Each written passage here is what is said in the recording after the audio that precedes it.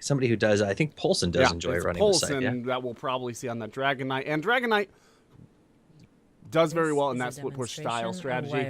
And he does very well in that split push style strategy, even against a Nyx Assassin. He's one of the few split pushers who can move forward on his own and not really fear tremendously Nyx Assassin just because he's so survivable. A Nature's Prophet or a Death Prophet really have to worry about the fact that Nyx Assassin is out there and waiting in the shadows, whereas a Dragon Knight can usually survive the Nyx Assassin, come out, hit him with a Dragon Tail, and then back off, and or decide to move forward. The Chen being picked up by Aero Gaming, that should be some pretty exciting play, but that gives away their strategy a little bit more. Is a demonstration absolutely. Of Wirecast. So also a kind of a pickup, I think a bit of a deny pickup as well. We do know that Fluctuation, also scripted, likes to play that Chen. He's played it a lot in past matches, so it makes sure that they're not able to run it themselves.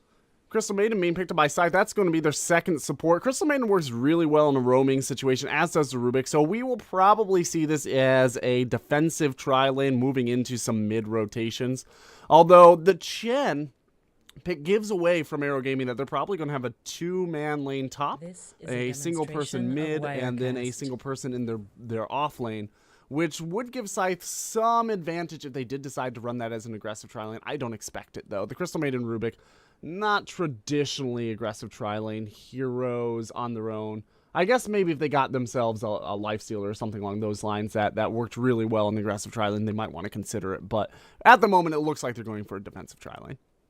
Absolutely. And like you said, that Crystal Maiden Rubik's rotation ability is so strong, especially with a Dragon Knight if he's in the mid. Their ability to just kind of slide up there, the amount of stuns that they can put down very quickly, make that mid a very dangerous position to be in. Yeah, on that Crystal Maiden, it's extremely important for that hero to get up some early boots.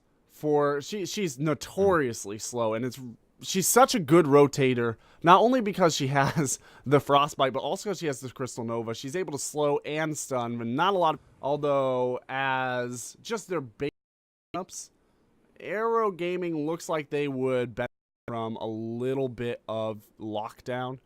Scythe has a fair amount of lockdown, so they have a little more versatility. They could go for something like a Weaver if they wanted to.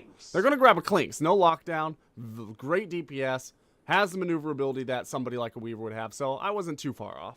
I'll give myself partial credit on that one. And I will point out that Aero Gaming, DDZ's hasn't picked, I don't believe DDZ's picked his yet, and Scythe has banned out Weaver, Earth Spirit, and OD, which are his top 3 played heroes recently. So they have taken all of DDZ's favorite heroes off the table. Poor DDZ. That in the Wonder Column here with Toffees. And we are very happy to be here. But give us a little bit of slack. It is extremely early where we are. So both of us rolling out of bed, bright-eyed and bushy-tailed, as Toffee said. And just hoping to make the best of this cast. Absolutely. Very bright and early over here. So why don't you go ahead and run through Aero Gaming's lineup as we do see the lane shake.